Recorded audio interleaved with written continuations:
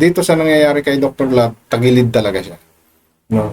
Tagilid siya sa mga binitawang salitang ito ni Nanay Hansel. No? And sana pinag-usapan talaga.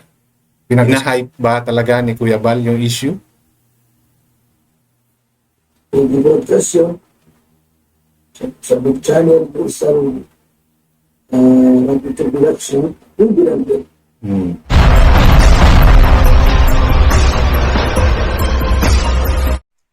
Talagang hindi tumitigil si Bal Santos Matubang, no, sa pagbalik dito kay Beyonce and the family.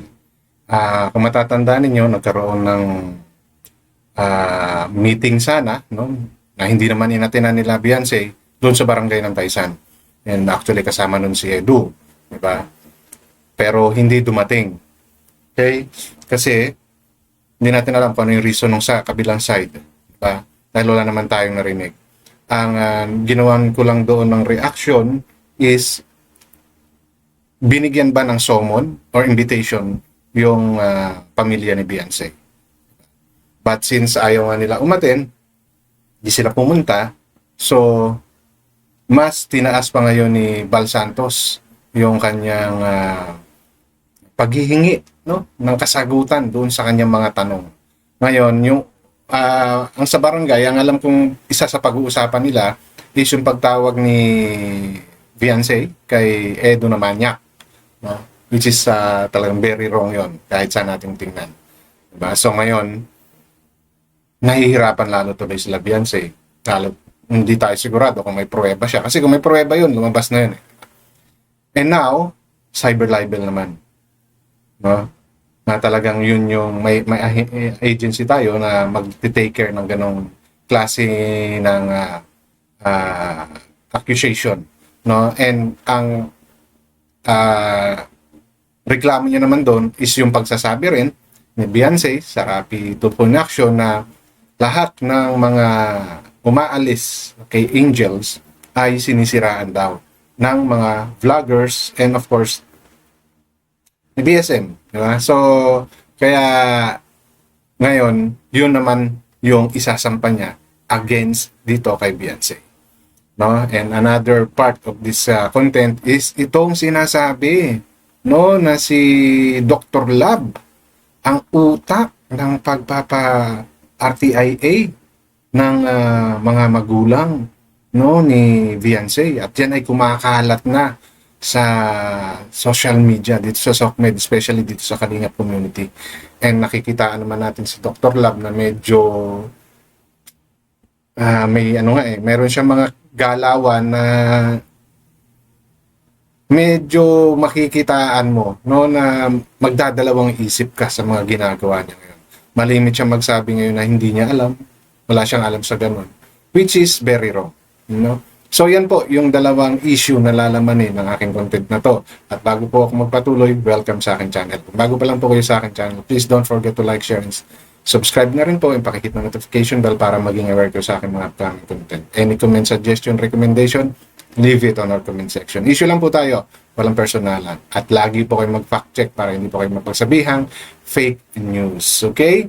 So simulan po natin dito, no, sa naging live, no, ngayon lang ni Bal Santos Matubang, na kung saan kakasuhan niya ng cyber libel itong si Beyonce because of statement niya doon sa Rappi Tulfo in Action na sinisiraan daw, no, ng Kalingap community ang lahat ng mga angels na umaalis. Remember, si Midit po, di ba? Isa po sa naging reason niya kaya siya umalis, no, sa community, siniraan daw siya ng mga vloggers ng Kalingap, no? But may iba naman tayong naririnig, no, na kwento na mayroon din daw kasing diskarte si Midit na yung mga sponsor ang target.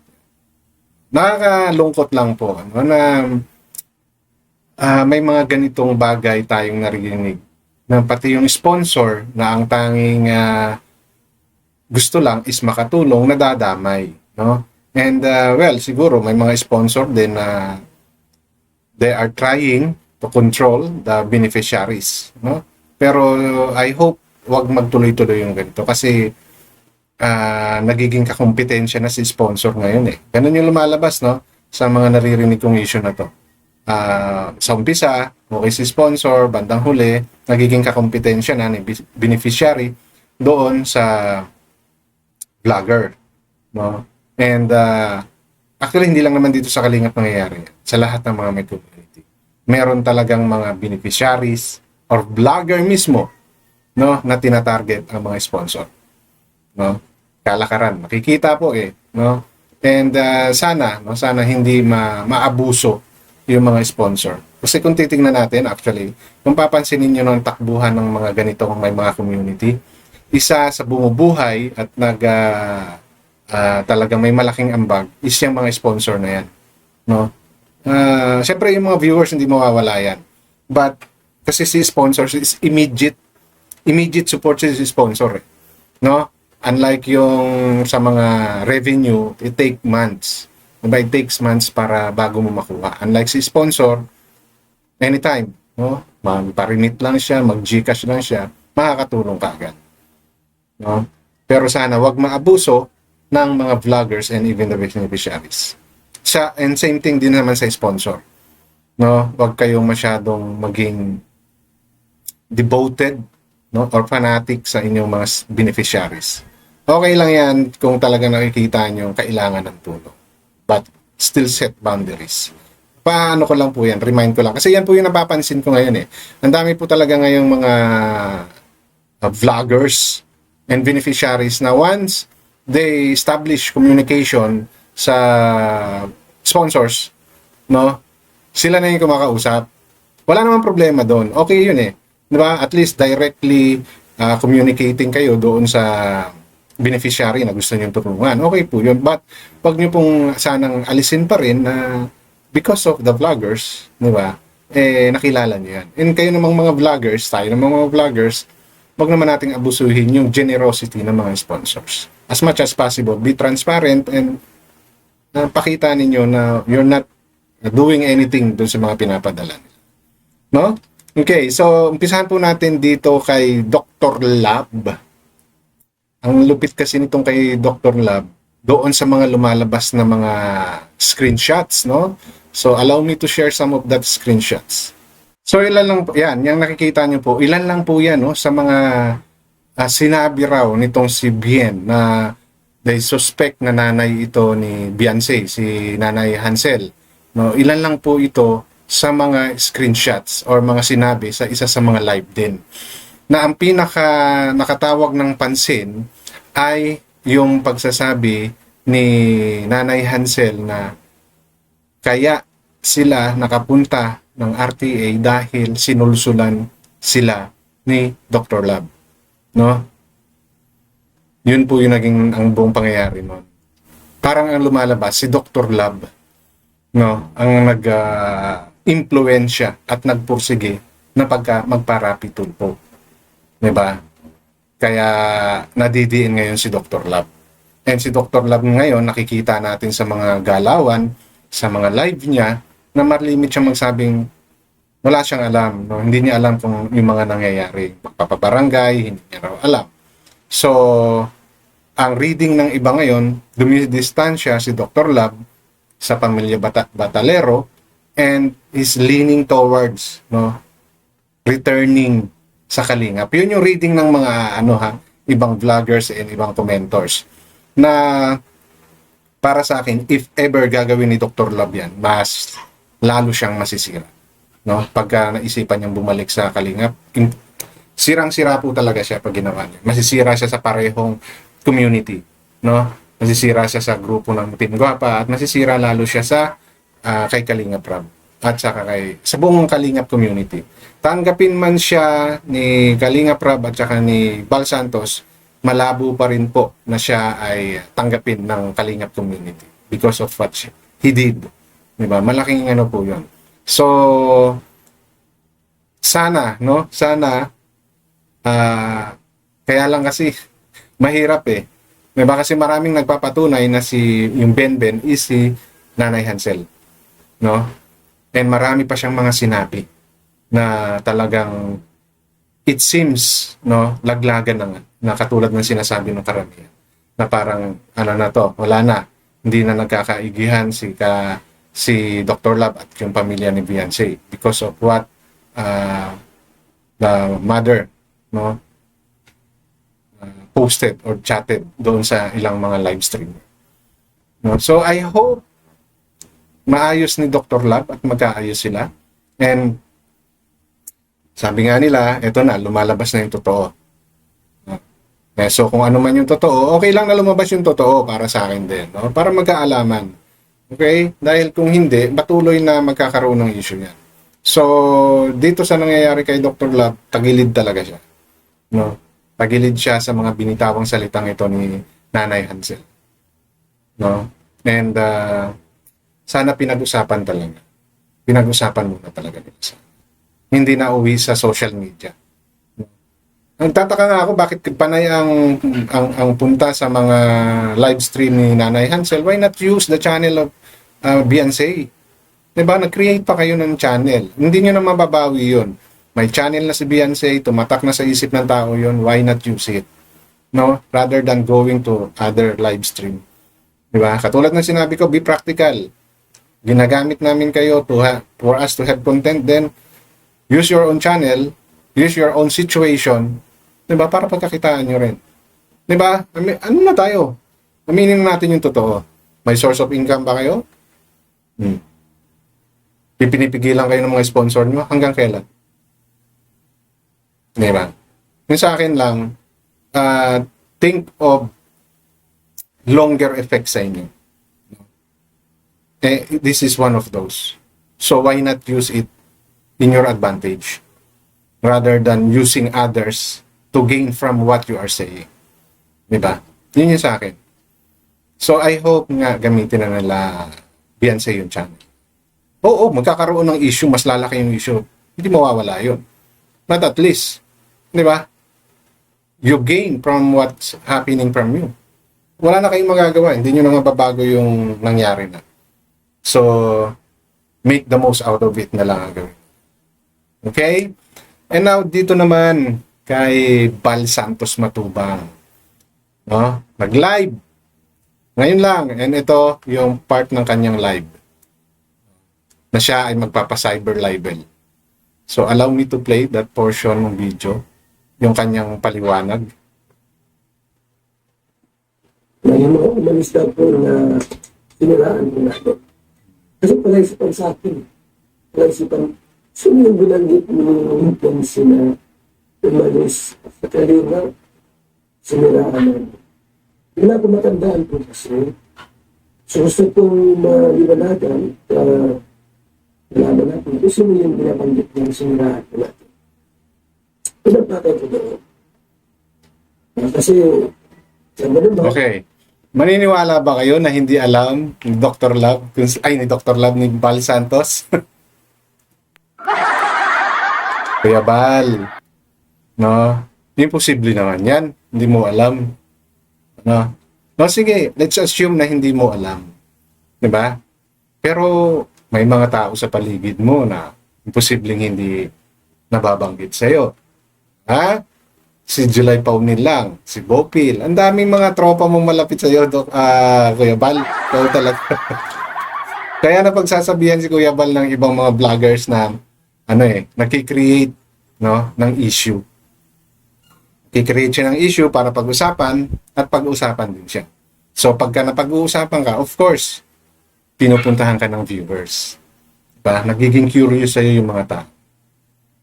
So, at some point, totoo yung sinasabi ng ibang vlogger, lalo na yung mga ayaw sa kanya, na, kumbaga, fire starter, no? Si Kuya Bal, sa ilang mga nangyayari sa community. Like this one. Oh. Ano yung nangyari doon sa nagpabarangay siya? Diba? Naisip ba ng ibang tao na nagpabarangay si Kuya Bal, are the other side informed? O si Kuya Bal lang ang nakakaalam at yung mga taong nakapaligid sa kanya. Diba? Nag-create ng noise yun. Pinag-usapan yun. Tapos ngayon, ito naman. Cyber libel. So, pag-uusapan din, katulad to, naging content ko na. So, kumbaga, tapos sasabihin niya pa na hindi niya alam kung sino yung nabanggit. Ayan nga, si Midit, no? Inamin na ni Midit. Di ba? Nasiraan siya. So, marami pa raw iba. And I know, Kuya Bal, alam mo yan.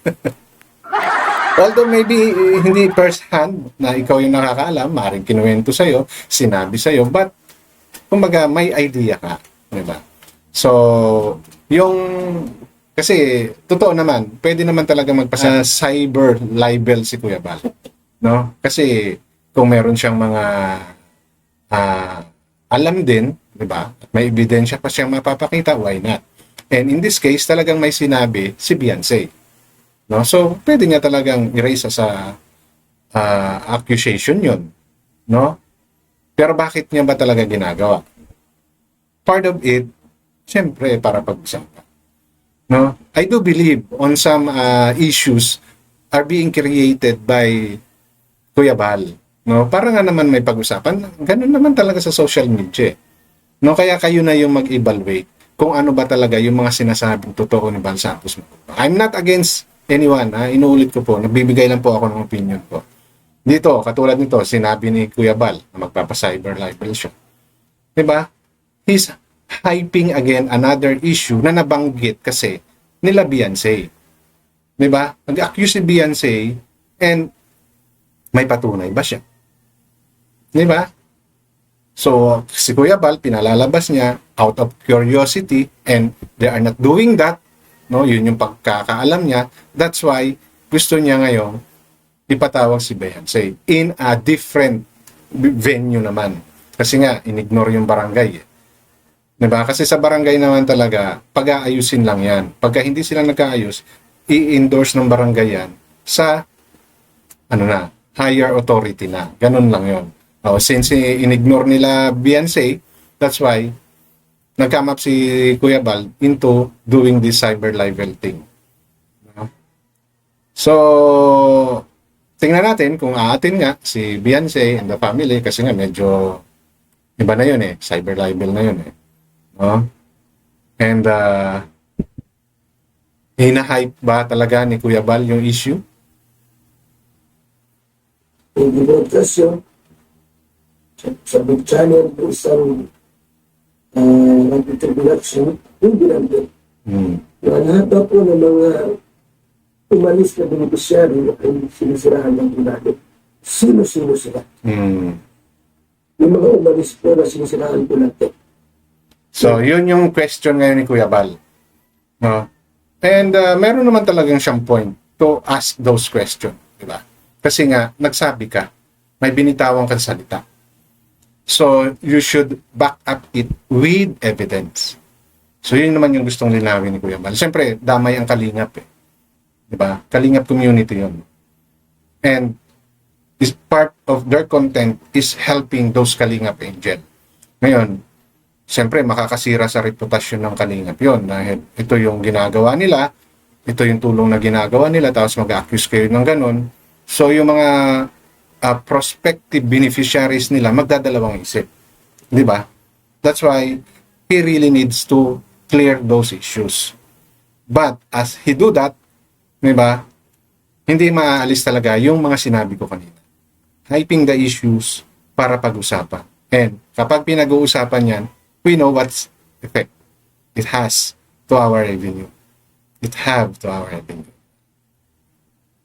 So, content, of course, nandyan yan. Nandyan yan. Aminin natin sa hindi. Hindi mawawala. Kaya nga, pagre-reaction ako ngayon. And of course, the others will give the reaction on this issue. Diba? Kaya, aalamin din natin, no? May point yung gustong gawin Kuya Bal. No?